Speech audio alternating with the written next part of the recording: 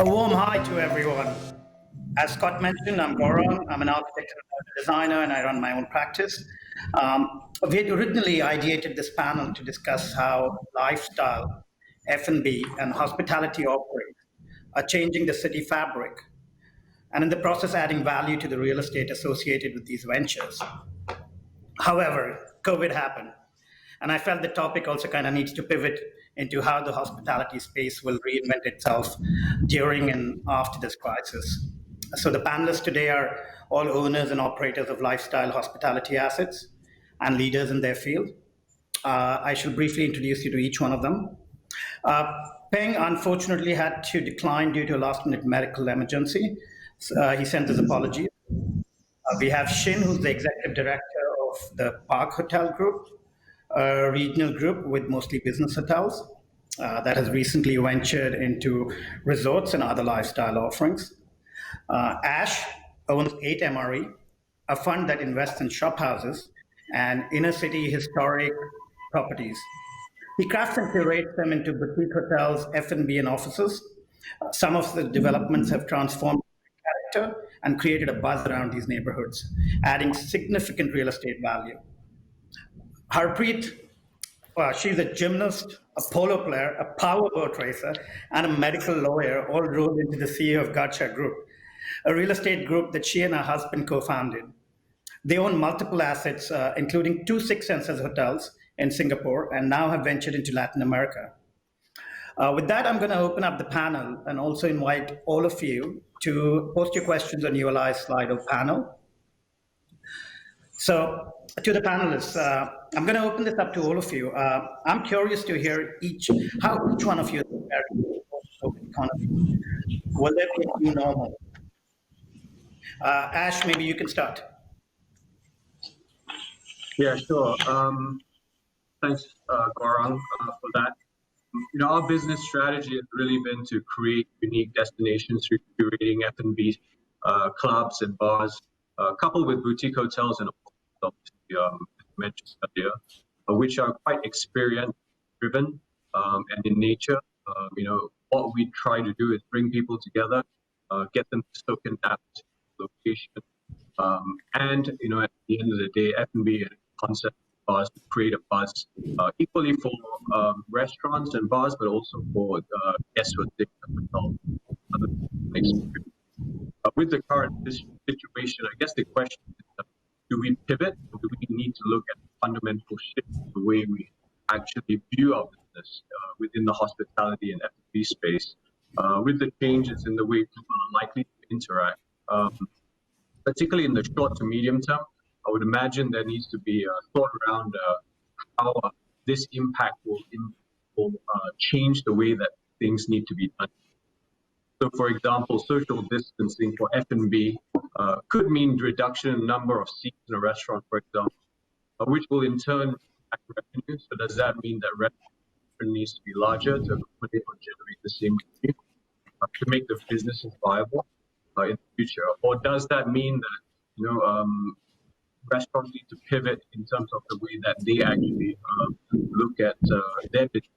Does it need to be more of a dine-in, takeaway, and delivery as a combination in terms of equal share in terms of revenue in the future, assuming that people may not dine out as much? Perhaps operators need to look at smaller footprint and be very focused and in terms of their concepts. So I sense that it would be the latter, and I expect there will be a shift towards a smaller format, particularly because this would require less space and also manageable from a cost perspective. So I expect in the future we will see that change and that pivot in these spaces, short to medium term at least, into sort of smaller formats. The interesting part will be the bar and club space. Obviously, given that space is going to be most impactful, experience is a key component of that. So it'll be interesting to actually see how that will cope in the future as well. In the hotel space, there may be similar shifts, perhaps focusing in the short to medium term, I think, on long-term space. Our business has been designed and focused in that long term in mind.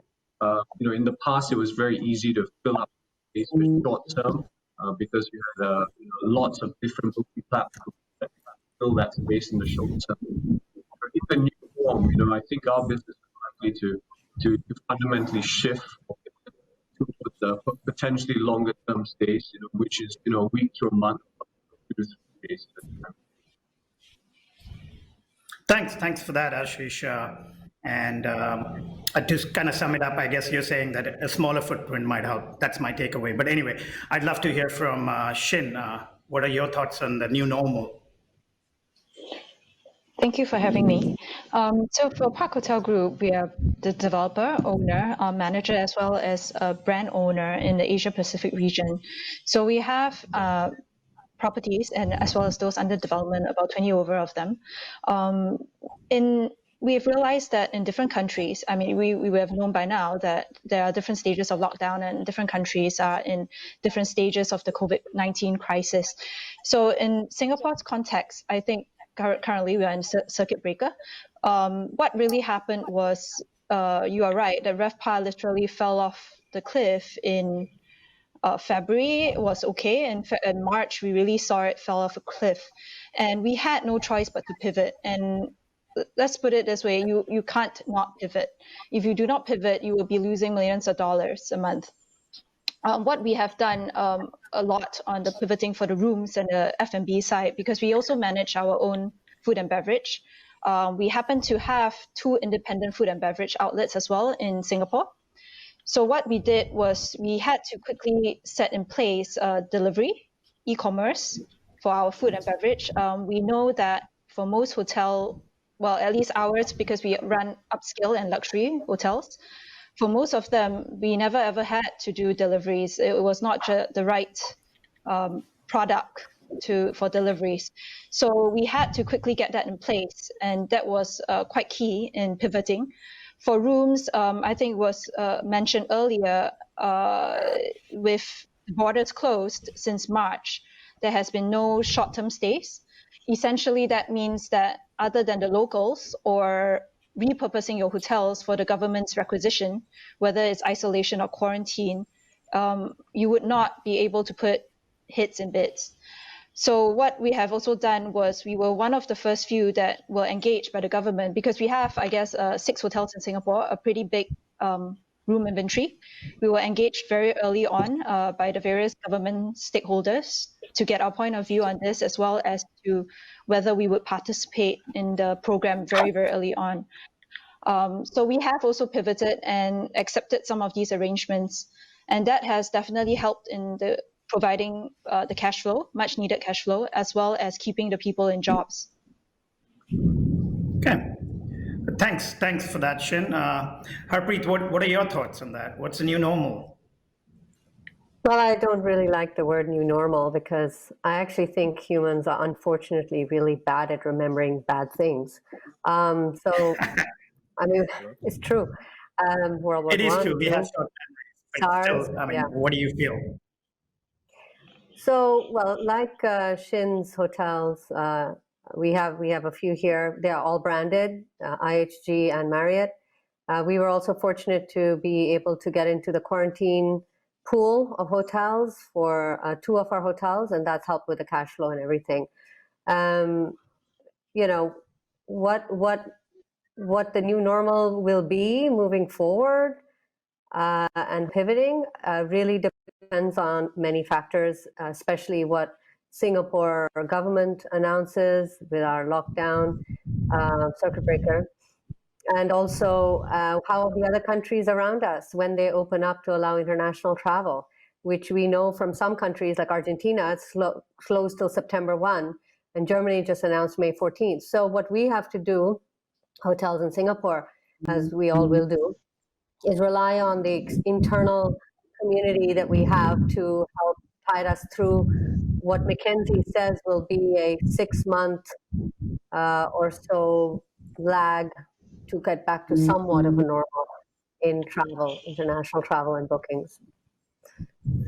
Yeah, I think the new normal definitely assumes that travel is going to reduce, global travel, and of course, Singapore being subject to tourism is going to take a hit. So I guess the pivot has to be to some degree towards catering to the local market, and how do you do that? And maybe, like a different footprint moving beyond even 2021. I'm going to actually, in the interest of time now, I'm going to jump on to my next question. Thank you for that. This is a longer question. It's almost like a bit of a thought in terms of, in the past few years, we've seen a convergence of co-working, co-living, along with curated F&B, all blended into hospitality. That has created an enhanced play component of offerings in a lot of real estate developments. This is added to the city fabric, it's added to real estate value, and at times even the neighborhood. Peng started a bunch of this. Ash owns a bunch of this. Harpreet, you also have these, even as branded hotels. Shin is trying to explore these in different formats with her existing properties. Given this framework, value was always seen in creating community, and the cool factor was about community. However, with COVID and the expected or the so-called low-touch economy that we foresee in 2020, 2021, and maybe even beyond, do we see these models changing for the midterm or even longer term? And how would you really navigate that space? I'd love to hear from you, Ash. Yeah, thanks, Gaurang. Yeah, I think what you mentioned. There's always going to be a value in creating a community. Obviously, in the short term, I think there's going to be negative. But in the long term, the value of community, I think, is going to remain.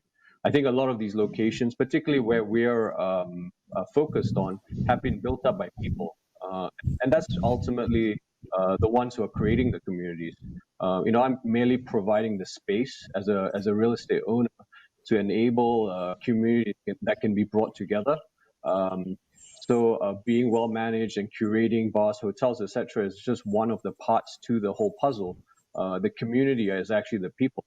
The fact that a location or development is known for great restaurants or bars, I don't think that will change in the mid to long term.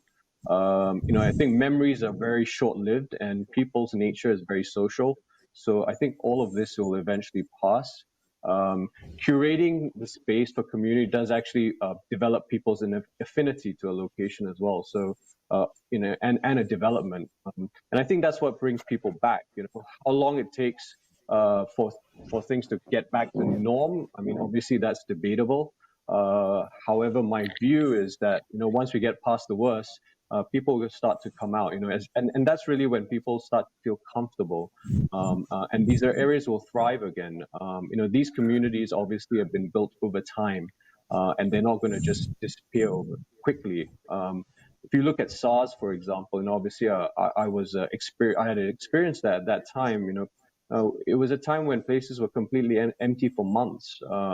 And that was 2003. So 2004 to 2005, those places were back again. And in fact, they got more developed. So community becomes a more important as businesses close to each other, how they want to kind of succeed and thrive together. Although times are bad right now, but I think the idea is that these communities also want to try and get through it together, which I think is important. So I expect more development around these communities in the future because of this as well. Oh, that's an interesting take. From my viewpoint, I feel that, sure, community is the mantra. It kind of binds people together, and people, like Harpreet said, to second that, it's, they have short memories, and you're going to get back into your usual consumption habits. But are people going to go out as much as they're going out, even till we have a vaccine in place, even though we might say kind of we've contained it, but there might be another outbreak. So I still feel that, some kind of models might have to change in how you position your F&B offerings or however they're done. I'd love to hear from you, Harpreet. You also have these kind of boutique hotels which have unique offerings. Yeah, I actually was really intrigued just before we went into circuit breaker. We had we have jazz every Thursday, and I was shocked to see that there were that many people who wanted to be out on the, sorry folks, close to the time of the end of the circuit break, when it started. But I actually do believe that you have to look at Singaporeans. For us, in the near future, we're going to rely on our own community to fulfill our F&B. We always do, and we will. And I do think that actually it'll bounce back.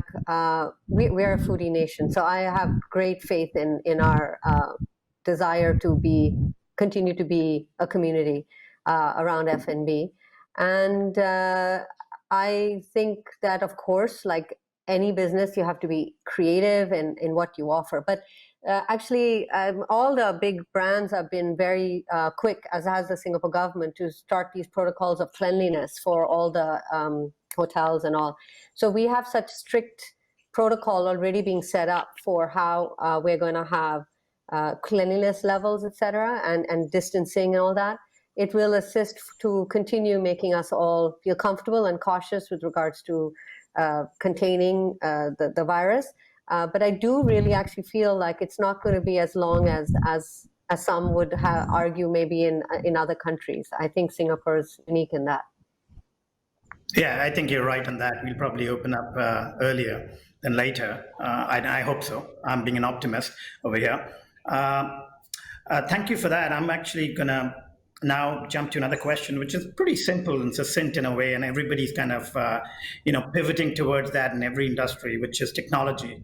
So has technology helped, and do you see a larger role for tech in a post-COVID world in your operations and otherwise? I'd love to direct this to Shin. What are your thoughts on that? Hi, yes. We've recently actually launched our hotel, Grand Park City Hall, just based on a contactless service.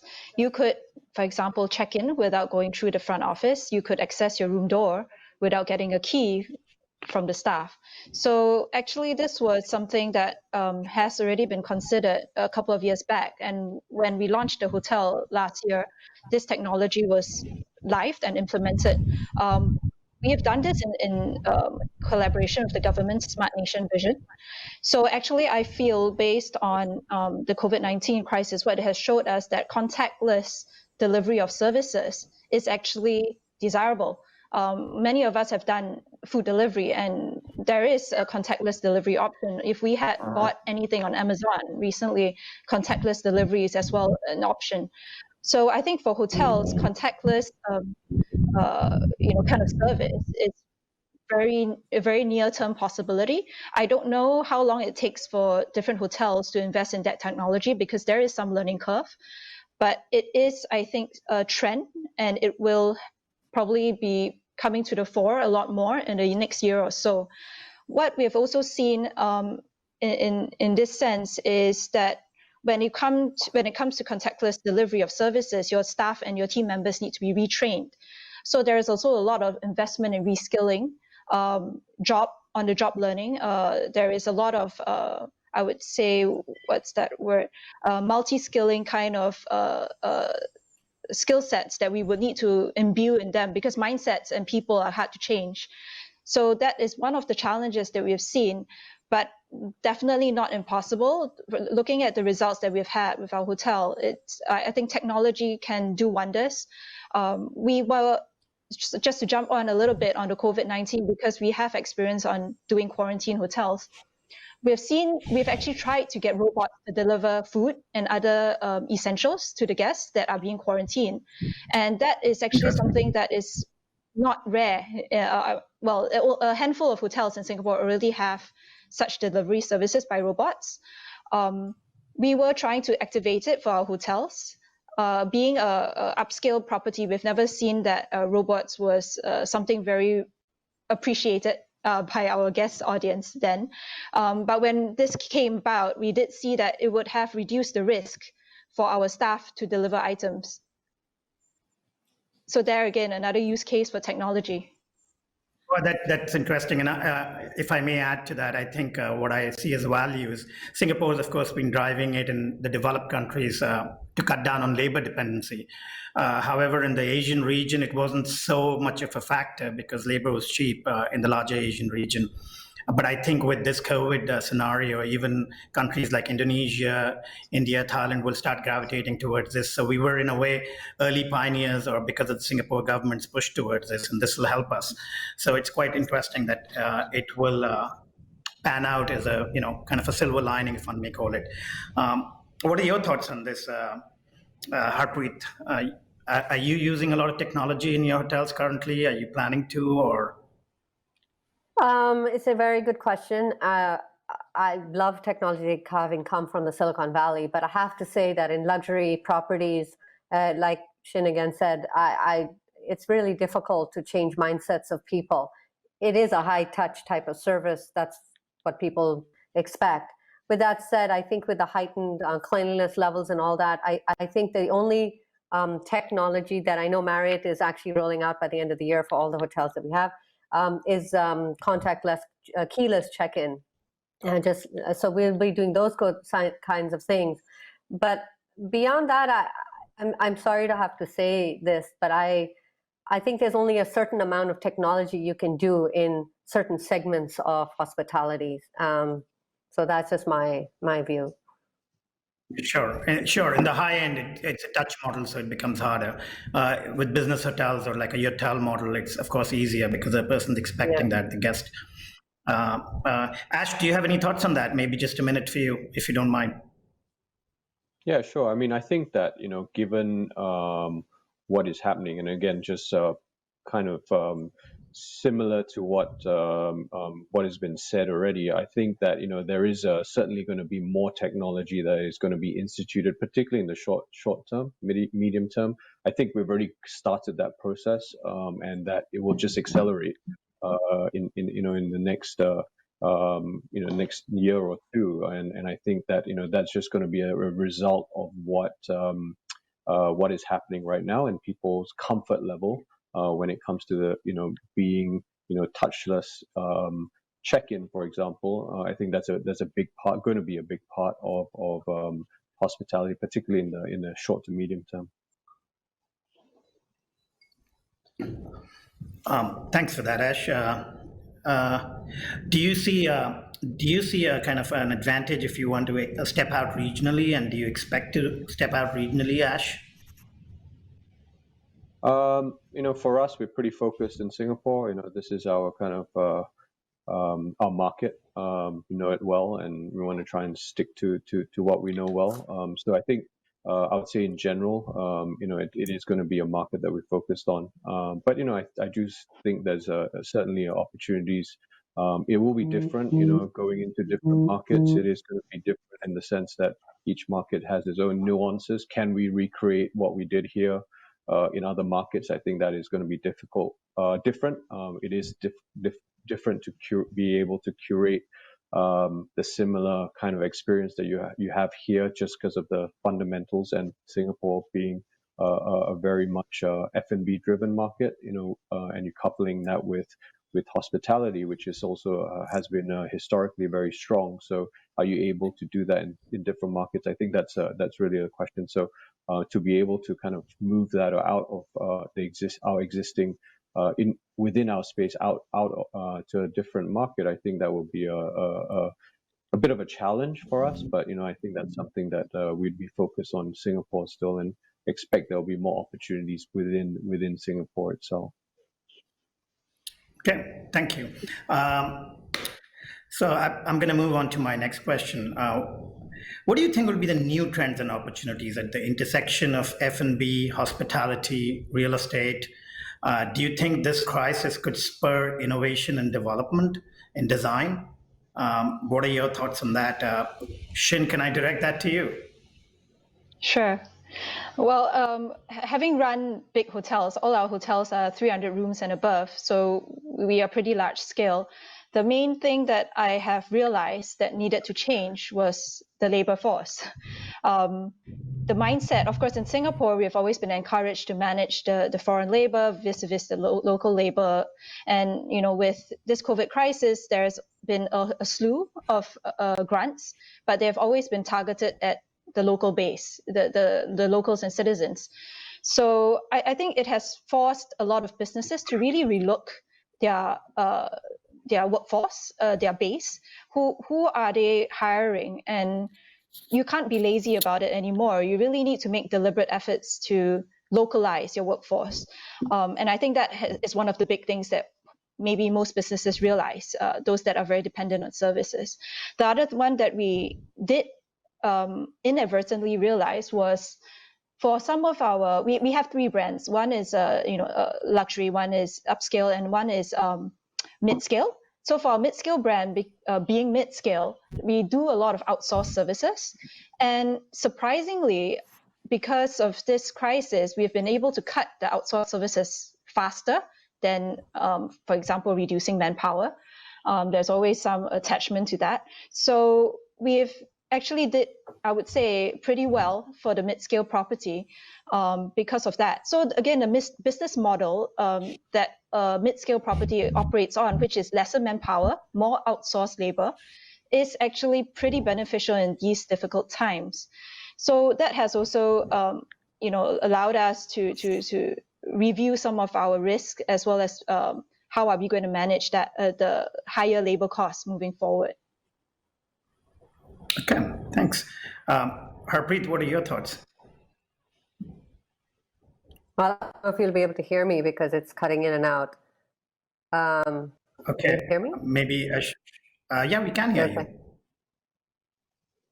Okay, you are cutting in and out, so it might be the storm. Let me move the question to Ash for the meantime then. Ash, what's your thoughts on how could this spur innovation and development or design potentially this crisis?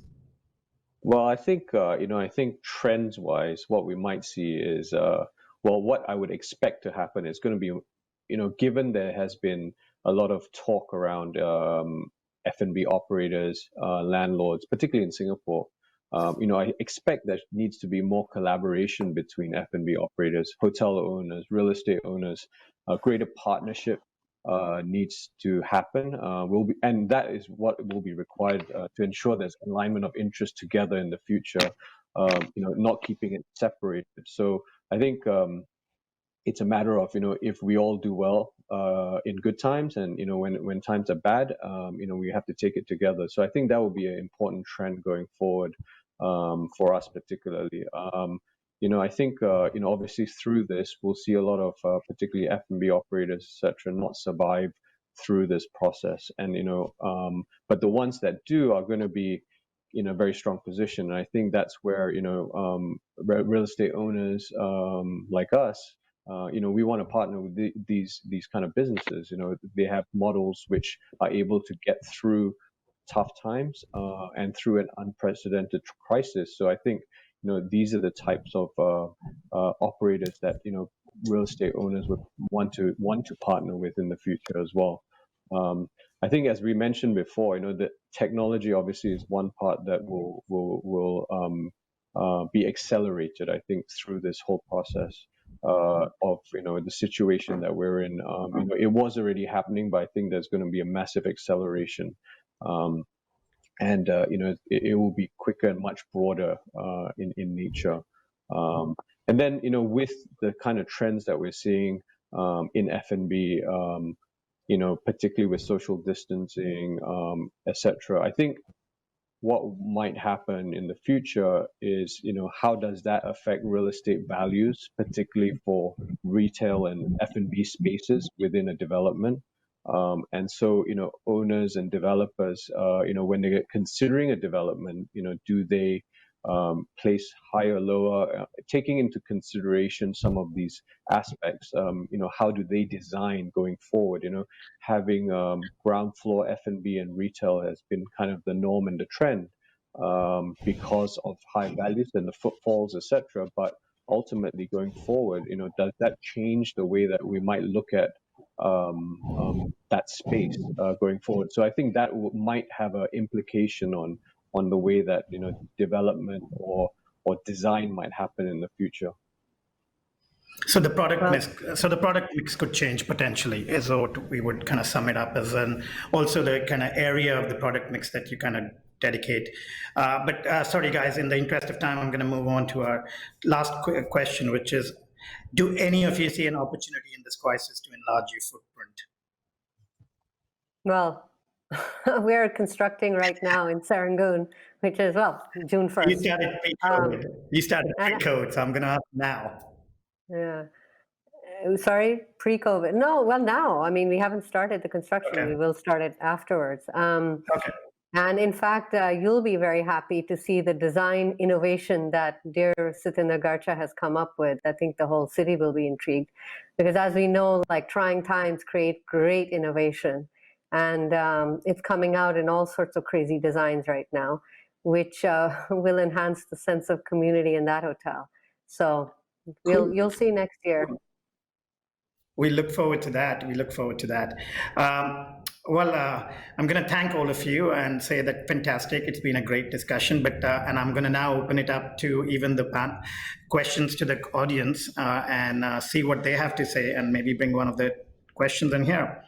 So, hey, this is right for you. I think I would say, Harpreet, branding is very important for hospitality. How do you maintain your brand positioning while pivoting into areas and activities that perhaps deviate from the brand? Not a fair question for me, actually, to answer. Yeah, it's a very good question. Well, I guess you have to evolve with evolving times. And if you just, I literally can't answer this question right now. I'm going to defer to Ashish. I understand. Maybe Shin can take that. Yeah. Because Shin's in control of the brand, so maybe she can take that question. Yes, yeah, we are brand owners. It's okay. We'll take this one. Yeah.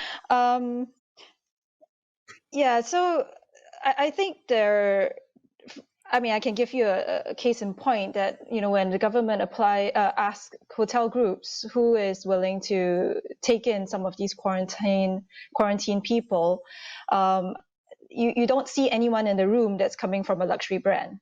You don't see the likes of your JW Marriott or Ritz-Carlton and so on and so forth.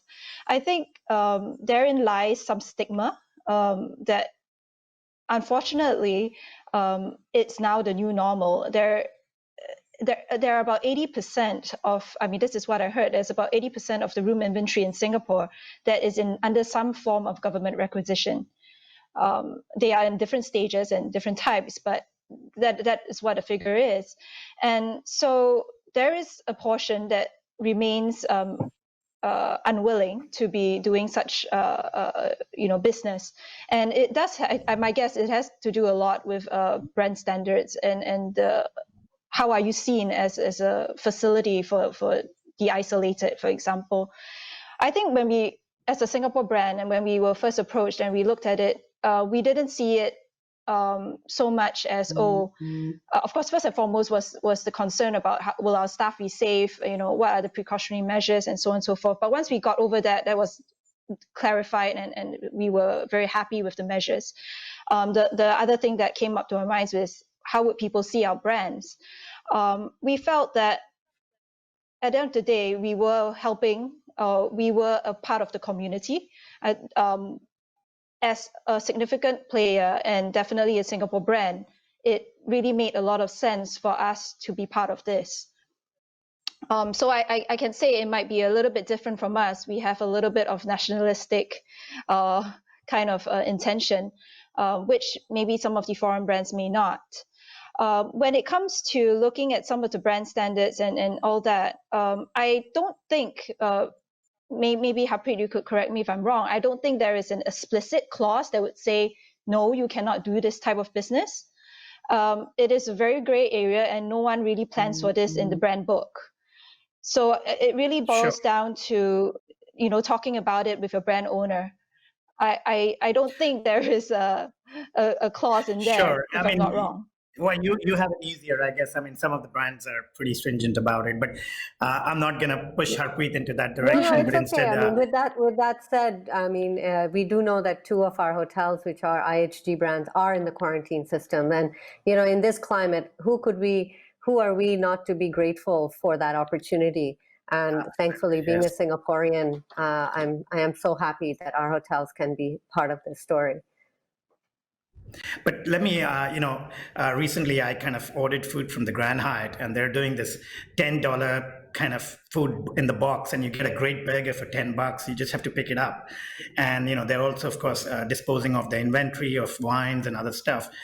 Pretty creative, I thought. But at the same time, you wonder if Hyde's going to start selling a nice burger or a nice meal for $10. Does it mean that they're kind of lowering their brand standards, or are they being smart about this situation? And you have a robust brand and you're being smart about the situation doesn't mean you're lowering the brand standards. So it's an interesting mix to think of. But I think, let me just check if, sorry, do you have any comment on that about what Grand Hyatt is doing, or whether that's a brand kind of lowering, or not really targeted at Grand Hyatt, but what I mean? I think everybody in the community understands that the tourism industry is smacked good and proper.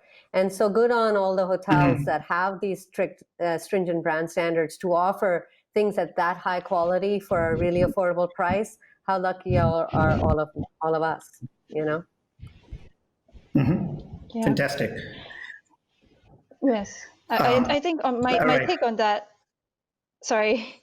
My take on that is, at the end of the day, we are in this for the long haul. I think many of us were trying to hold out in February and March, trying not to do maybe the unnecessary. So whether it is, putting up your hotel for government requisition, or trying to do very affordable value sets that may be 50% of what you normally sell it at. But I think as this goes longer, being an owner myself, and we work with other owners, we have to consider the financial position and the cash flow of the real estate players. It makes no sense if after you refuse to do all these things and after 3 months the hotel closes down. That is a big, if you tell me that is damaging to the brand. And I cannot rely on just the financial strength of my owners to say that, hey, no, you cannot close down. If you were to sack a lot of workers because you did not have the cash flow, is that bad press? That is bad press too. So I think you really have to consider all things, not just the livelihoods of people, but the negative press that will come with mass resignations or sacking or furloughing, and a lot of that. So in a nutshell, it's not a very easy decision, I agree. But if this has shown us to be a crisis that is long drawn, and it is continuing to be longer than we thought, then I think brands have to start considering some of these things. Sure. Thank you for that, Shin. I think we've got time for just one last little question and a quick answer to that. Do any of you see that you can raise funds and maintain liquidity in this area of uncertainty in the next 6 months? Or do you think the banks will lend or not lend? Or what's your thoughts on that to this sector? Because you guys are hit the most, unfortunately. Ashish, you want to take that one since we've been talking? Yeah, I think I think if you're an established player in Singapore in real estate and you have a track record, the banks are still certainly there to lend to the sector.